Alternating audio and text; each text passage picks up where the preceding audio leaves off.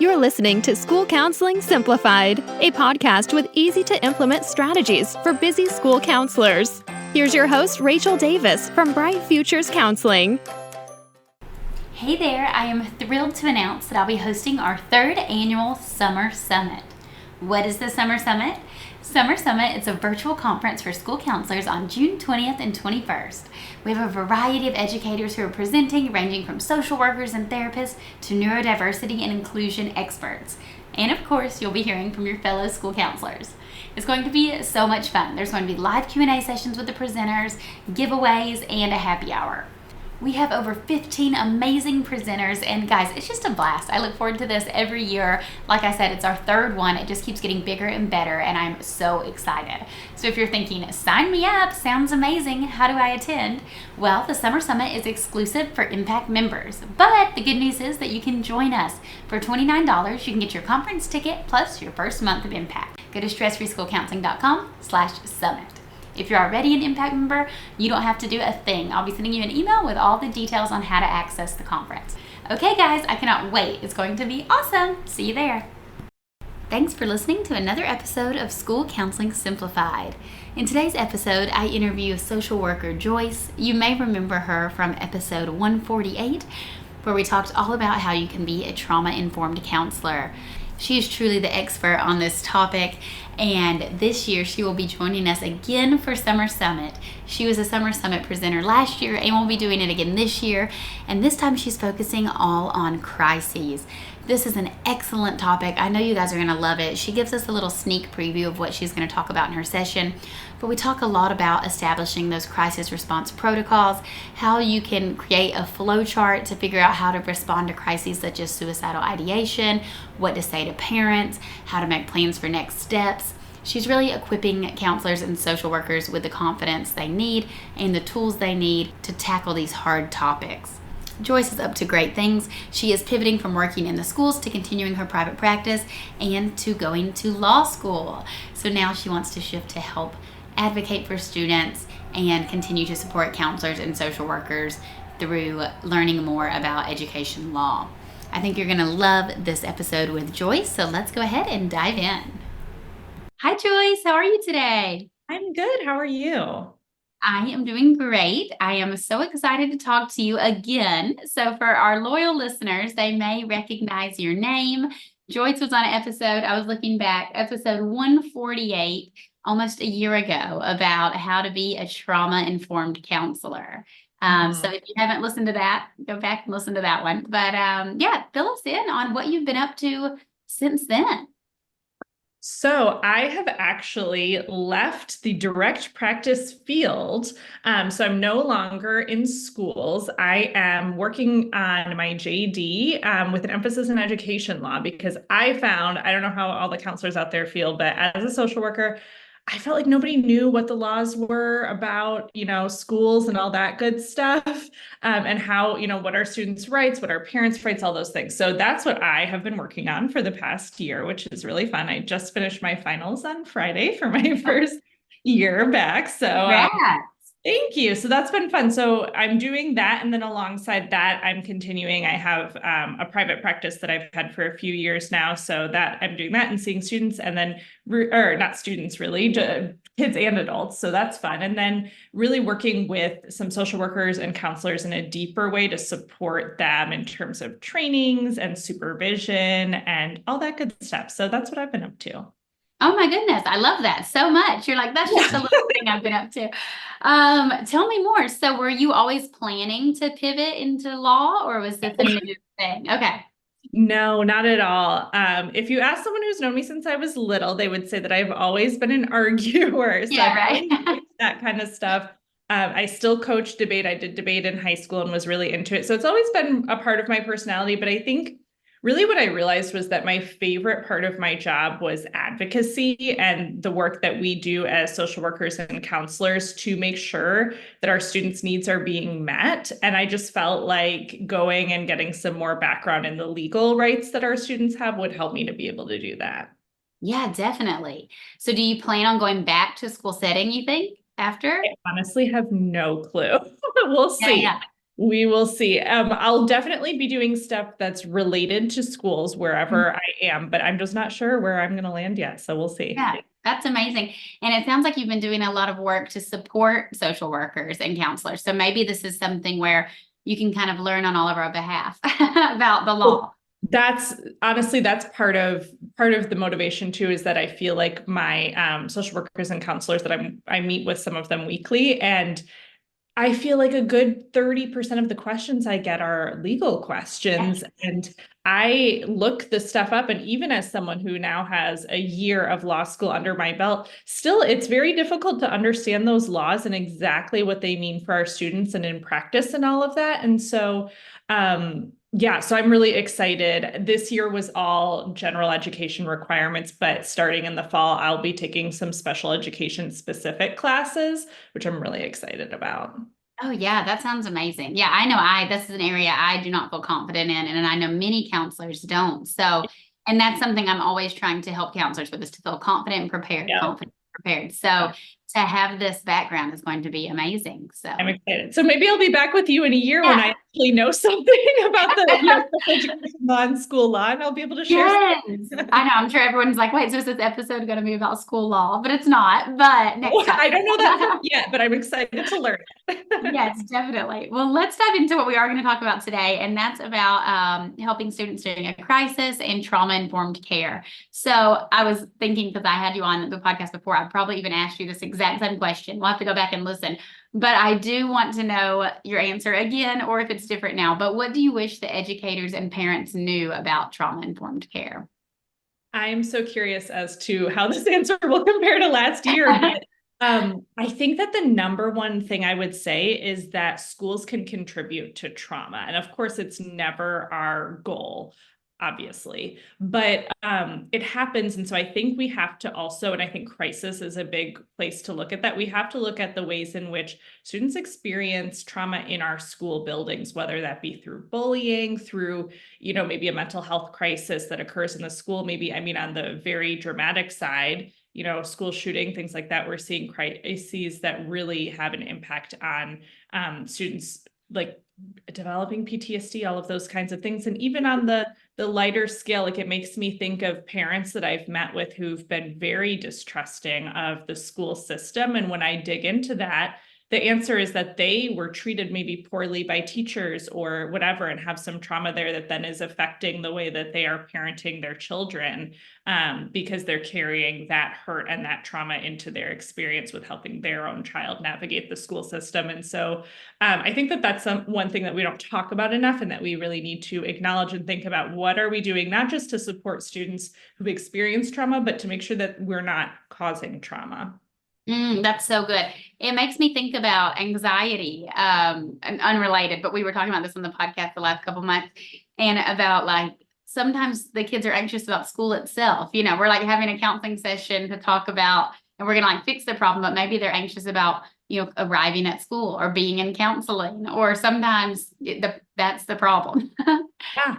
Yeah, it's so real. Oh man, I feel like most of the school refusal cases I've had, it's been a kid who's experienced, I remember one, he was 5 and he hadn't gone to preschool. So this was his first day of school ever. And he walked into the school building and there was a parent volunteer, and it was just one of those off the wall kids who's just like a bouncy ball all over the place. And she yelled at him, and he, ever since then, it took me months to get him back into the classroom, because that was his first experience with school. And then after that, he did not want to, mom had trouble getting him out of the car. We couldn't get him into the classroom, all that kind of stuff. So yeah, totally. Yes, so true. Now let's talk a little more about those crisis situations. So as counselors, I know the expression putting out fires comes to mind.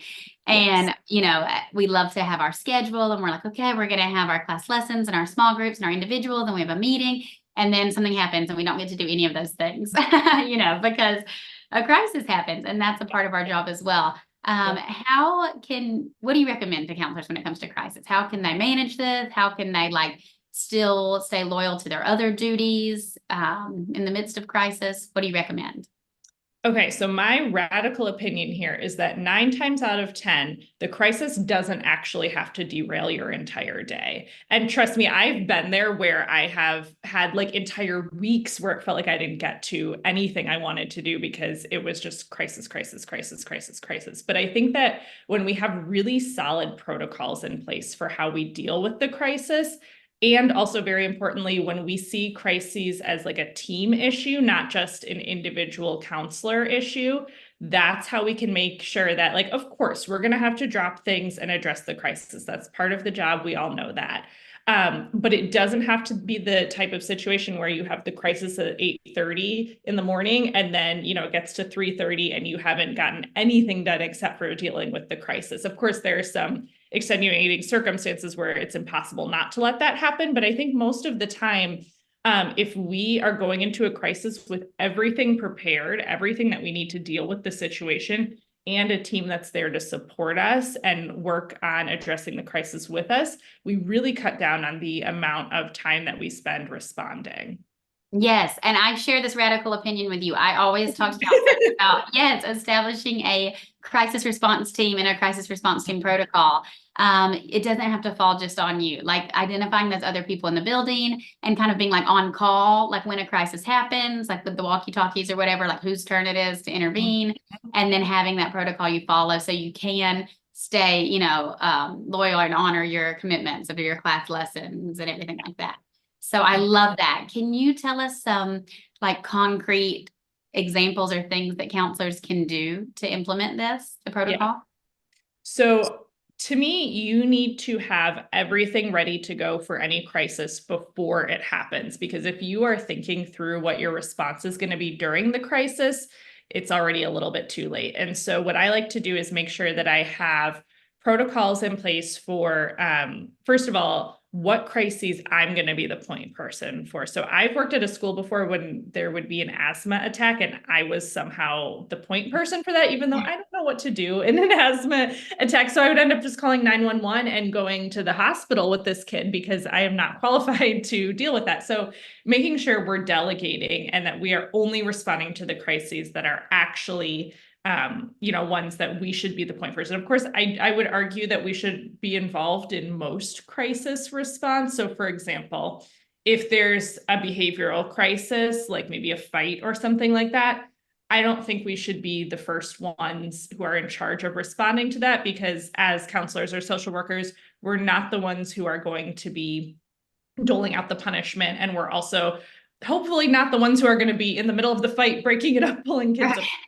Now, there might be a very important role, and there should be an important role of us talking with the kids when they're calmer and, maybe helping them de-escalate and then helping them reflect on the situation. But I don't think we should be the primary person on a lot of those crises.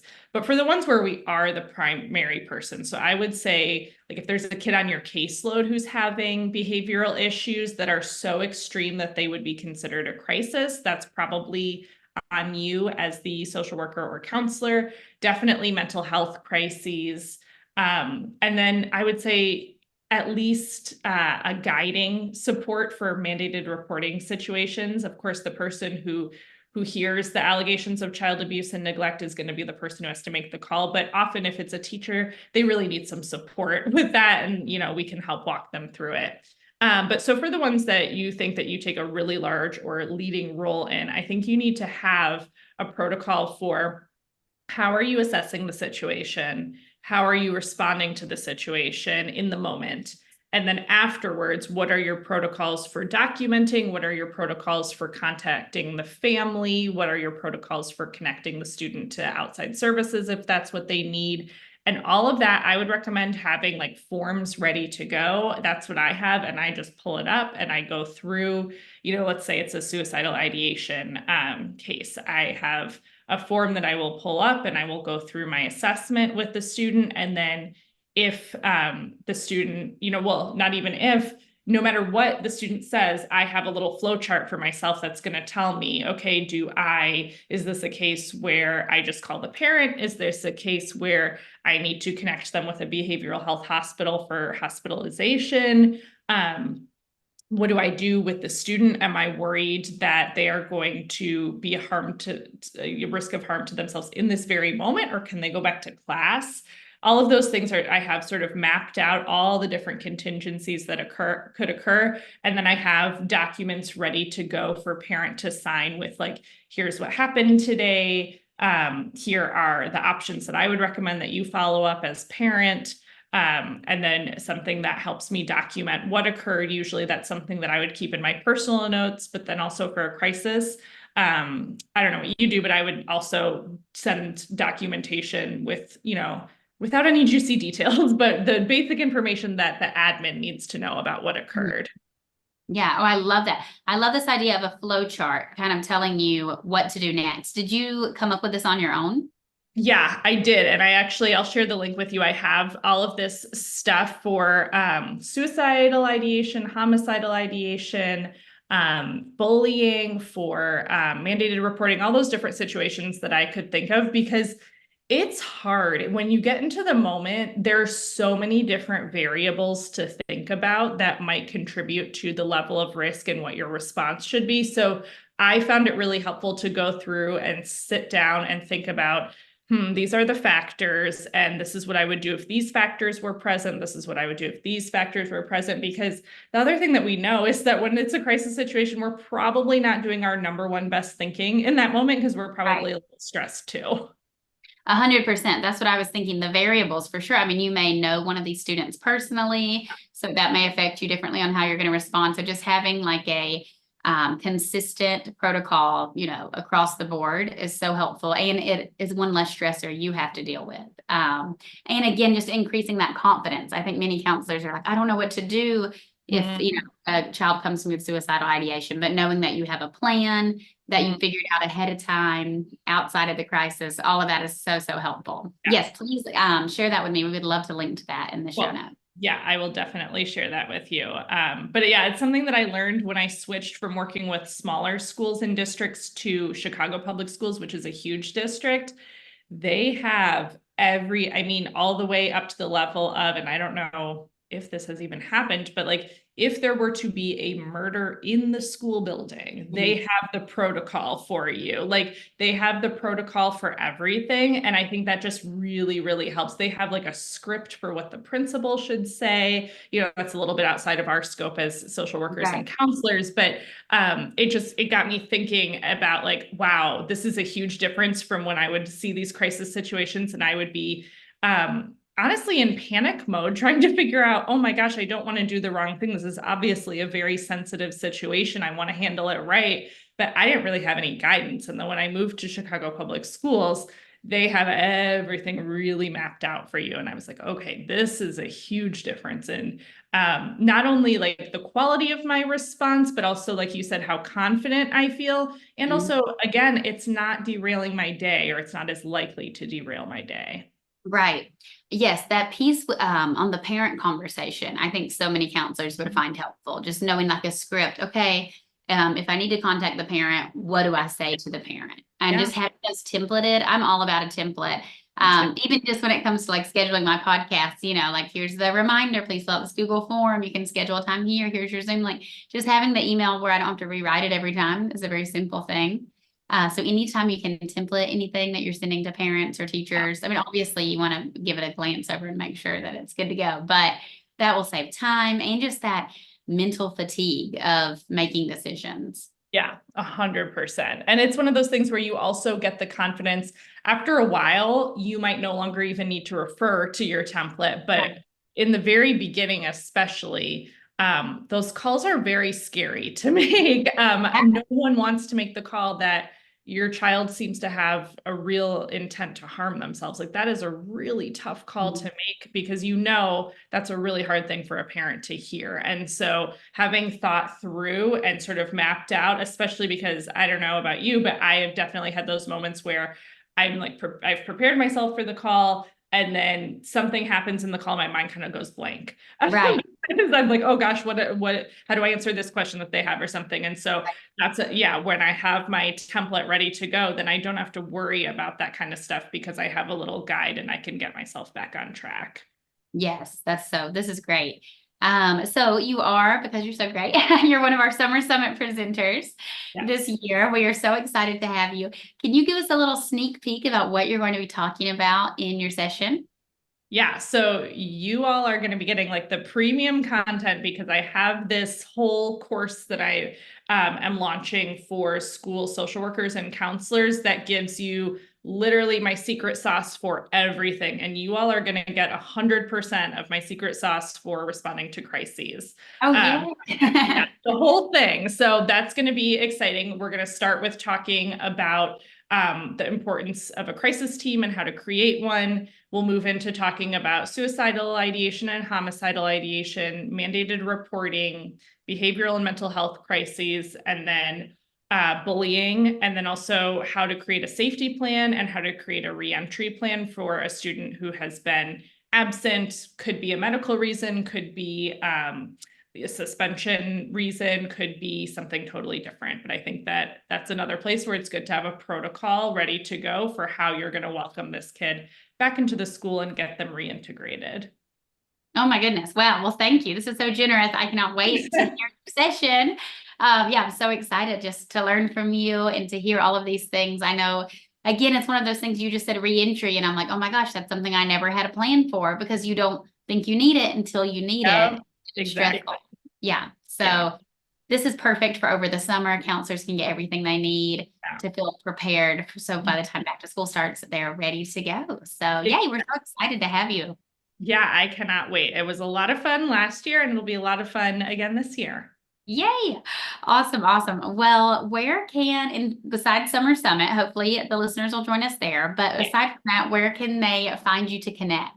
Yes. So I am on Instagram as Joyce LCSW, one word.